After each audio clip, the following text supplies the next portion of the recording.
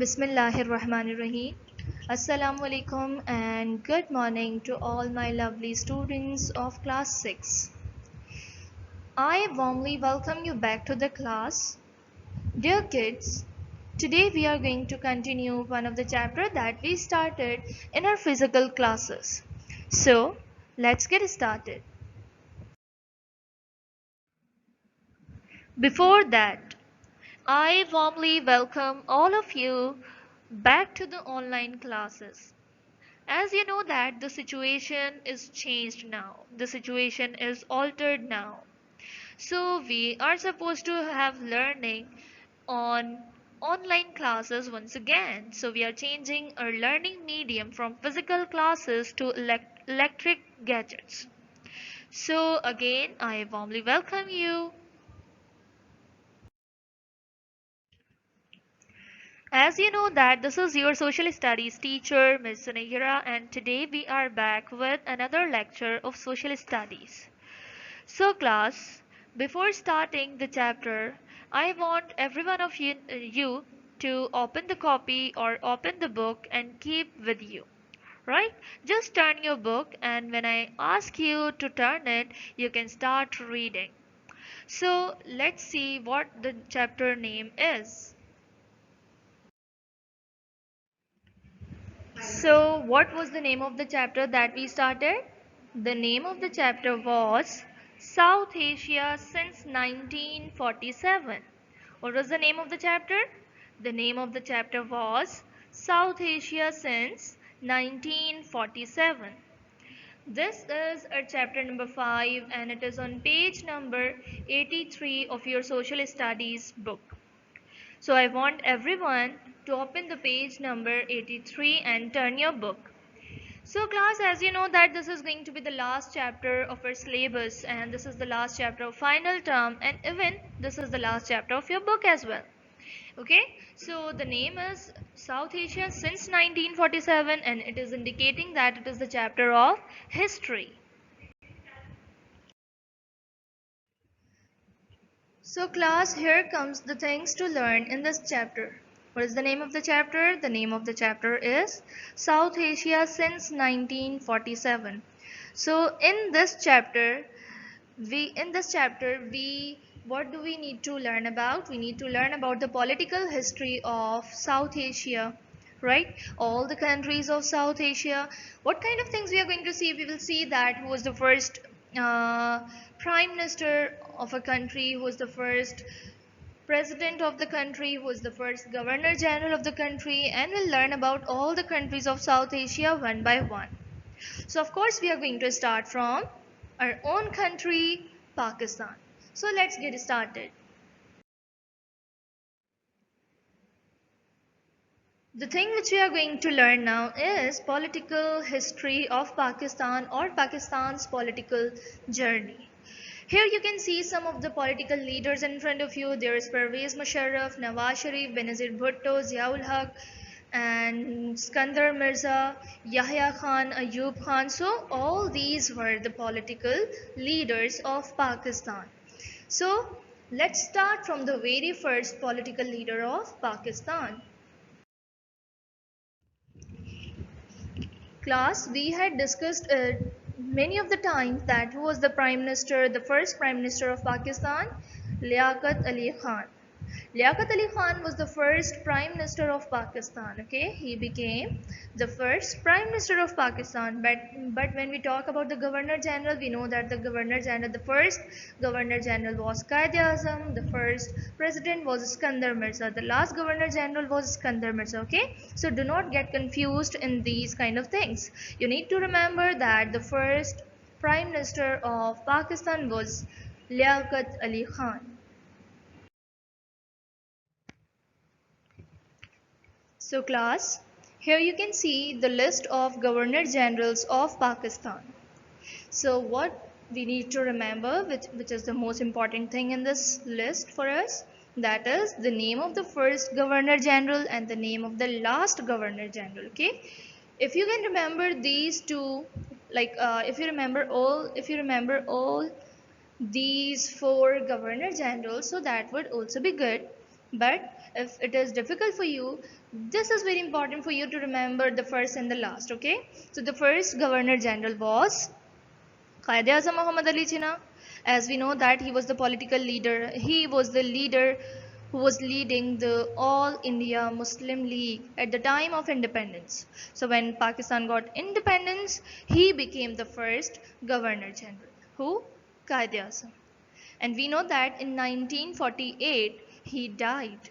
So he remained Governor General of Pakistan for 1 year. Okay? So afterwards there was Sir Khwaja Nizamuddin, afterwards Sir Ghulam Muhammad. Then who was the last Governor General of Pakistan? Iskandar Mirza was the last Governor General of Pakistan. Why he was the last Governor General of Pakistan? Because he remained Governor General till 1956. Right, in 1956 he got replaced, his you can say that his seat got replaced by the seat of president. So he's now no more governor general, he became the president now. Okay, so from 23rd March 1956 he became the first president of Pakistan. He was the last president, last Governor General of Pakistan and the first President of Pakistan. Okay. So class, as you know that at the time of independence, Pakistan faced many of the problems. Many of the problems. At the time of independence, there were problems like the people who were coming to Pakistan from India. They were attacked, they were killed at the time of their journey. When they were traveling, they were coming to the Pakistan, they just got attacked, they got killed. Okay, these kind of problems happened at the time of independence during their journey. Okay, but when they reached Pakistan, their problems are not set now, their problems are not resolved up till now. Pakistan faced many of the problems in its early years. After the independence, there were also many of the problems faced by Pakistan, especially in the early years. So what are these problems that Pakistan faced? Now we are going to discuss them one by one.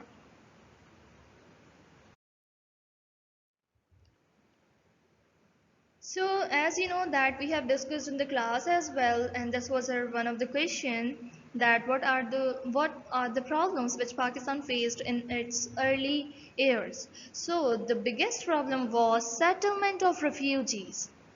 The biggest problem was settlement of refugees. The people who came from India to Pakistan, their settlement was very big issue.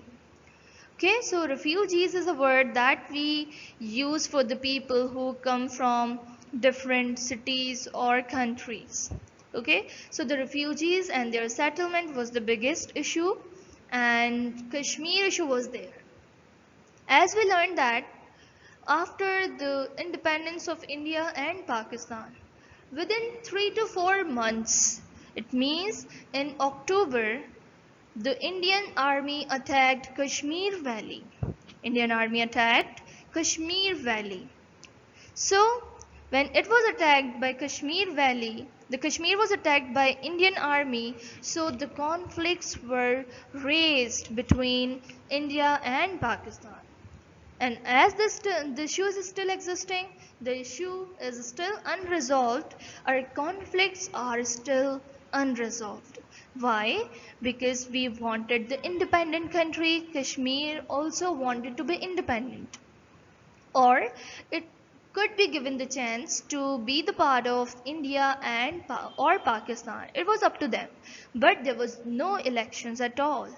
Right? So what India did, India attacked the Kashmir Valley, and this was the problem from where the you can say that India and Pakistan started fighting with each other. And this was the very first battle or the war between India and Pakistan. It was on the Kashmir issue. Afterwards, we know that constitution is very, very, very important. I gave you the examples of class, and we discussed this example that a class cannot run smoothly without rules and regulations. There must be principles, there must be laws, there must be rules and regulations, right? So if a country is not having the constitution, it means there are no laws, and without the law, the country is like there's no rules and regulations. So this can be a big issue for any country. So when Pakistan got independence, the first problem was the settlement of refugees. Then the Kashmir issue was there. Constitution was needed. We need to adopt any some rules and regulations, the laws, a set of laws. Okay, so constitution was needed and the permanent constitution was adopted. This problem was solved in 1973 when we adopted the permanent constitution, right? So when we adopted the permanent constitution of Pakistan adopted the permanent constitution in 1973. After learning about the issues that Pakistan faced in its early years, we should know what is democracy. We know that democracy is the form of government in which people are given the chance to vote someone and they elect their political leaders themselves, right? So we had learned democracy in detail in the previous chapter. In this chapter, we need to know about the basic democracy. What is basic democracy? We learned in our book, we have seen on the very first page of this chapter that basic democracy is something in which all the people are not given the chance to elect their political leaders or to cast the vote. So, the early political leaders, the early politicians who came after Quaid-e-Azam Muhammad Ali Jinnah and Liaquat Ali Khan, they were not aware of this thing. They were not aware of the potential of the people. They thought that since the masses are uneducated, they are illiterate people, they should not be given the chance to elect a political leader. So what they did? They elected 80,000 representatives from Pakistan, throughout the Pakistan. They just selected how many people? They selected 80,000 people and they made those 80,000 people responsible for casting the votes. So this was the biggest issue, okay, because people got angry on this because everybody sacrificed his relatives, parents at the time of independence. Now if they are not being given the chance to elect someone or they are not being given the chance to cast the votes, so of course that is not good. So what happened in basic democracy? 80,000 peoples were elected, okay, and who opposed this thing? Sheikh Mujibur Rahman from East Pakistan and Zulfikar Ali Bhutto from West Pakistan. They opposed this thing. They were not in the they did not support it. They were against it, and they asked people to raise their voice to get their rights. Okay, so this angered people, so people came out to the streets, and under the leadership of Zulfikar Ali Bhutto from West Pakistan and under the leadership of Sheikh Mujibur Rahman from East Pakistan.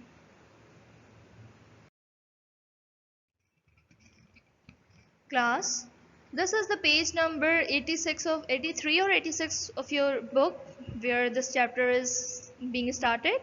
Okay, so first of all we need to know about the Pakistan. From South Asian countries we need to know about the Pakistan, that who was the first prime minister, who was the first president and the governor general, right? So Quaid-e-Azam Muhammad Ali Jinnah was the first governor general of Pakistan. Liaquat Ali Khan was the first prime minister of Pakistan. Skandar Mirza was the first president of Pakistan. So what are the things which we should remember from this page? We should remember that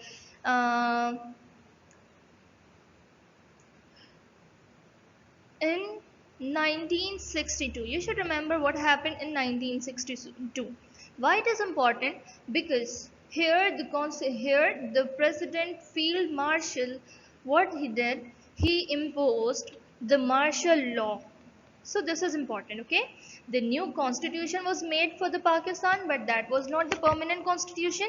Okay, that was cancelled after, I guess, 11 years. That was cancelled.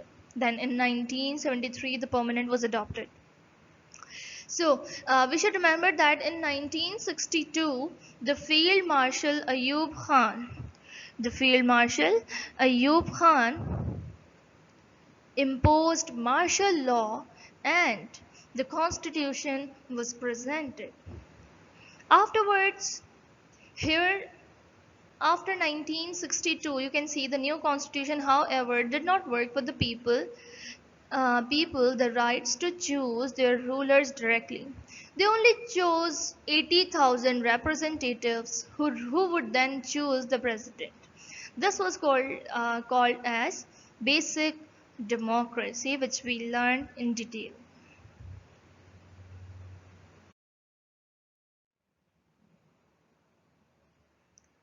Okay class, the mistake of early rulers of Pakistan, they were not aware of the potential of the people as we discussed. Okay, this is the thing which we already have discussed. Okay, so what kind of things you should remember? You should remember that from West Pakistan, Zulfikar Ali Bhutto was leading the people who came out to the streets, and from East Pakistan, Mujibur Rahman was there.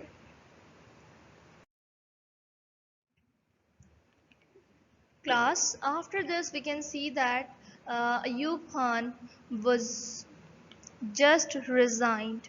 He gave the resignation in 1969 in March. After Ayub Khan, who was there, was declared as the president, Yahya Khan came to the power now. Okay, after Yahya Khan, Zulfikar Ali Bhutto was chosen as the president. But there was one thing which was not digested by the people, and that thing is named as nationalization. What is this nationalization? What Zulfikar Ali did, he took away banks, industries, schools, and colleges from their owners and declared them as public property. Right, this is called as nationalization, and this many of the people got angry on this decision. Okay, and they just opposed him and led a movement against him. Okay,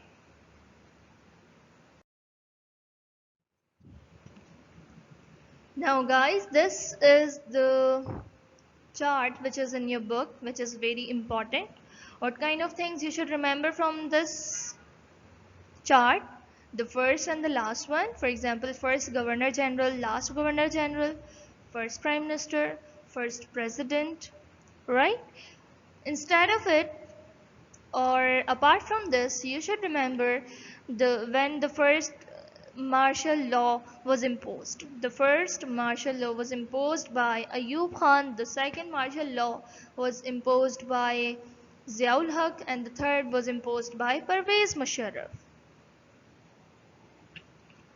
Apart from this, you should remember that, of course, it is very difficult for you to remember all the dates written over here, all the years written over here. So I recommend you to memorize the dates or the years of important leaders like Zulfikar Ali Bhutto, Pervez Musharraf, Ayub Khan. Okay, and the first and last is very important, like Qaid Azam, Iskandar Mirza, Liaquat Ali Khan.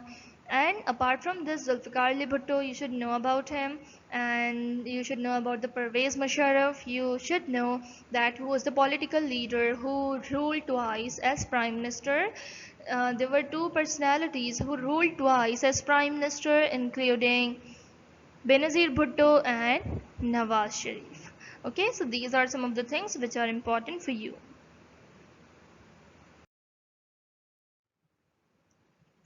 Okay guys, from this page, you should remember the very first paragraph in which it is written that the 20 years from 1967 to 1986. This is known as the period of great action because many big changes occurred this time. Okay, a permanent constitution was adopted, which was in 1973.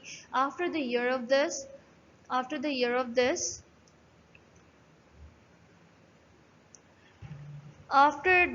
this, Pakistan hosted the Islamic Summit Conference in 1974, right? Afterwards, you should remember all the things which is written on this page, but again, I have told you some of the important dates and years which you should remember.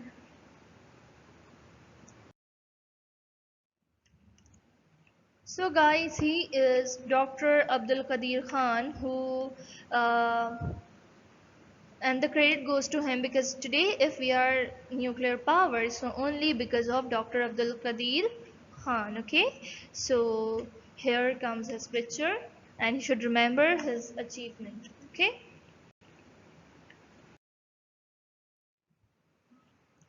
now we need to see the political background of Bangladesh. Okay, as I told you in the beginning that the important thing is that the first president, the first prime minister, the date of independence. Okay, so many of you know very well the names of the female political leaders of Bangladesh. They are Khalida Zia and Hasina Wajid. And if we talk about the first president, he was Sheikh Mujibur Rahman, the first prime minister. The first prime minister was Sheikh Mujibur Rahman.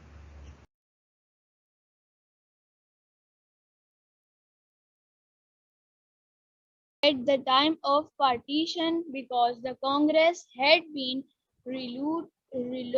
reluctant in accepting the decision of the people. Most Hindus from Pakistan migrated to India, while hundreds of thousands of Muslims from India came to Pakistan. On their way, they were attacked and plundered.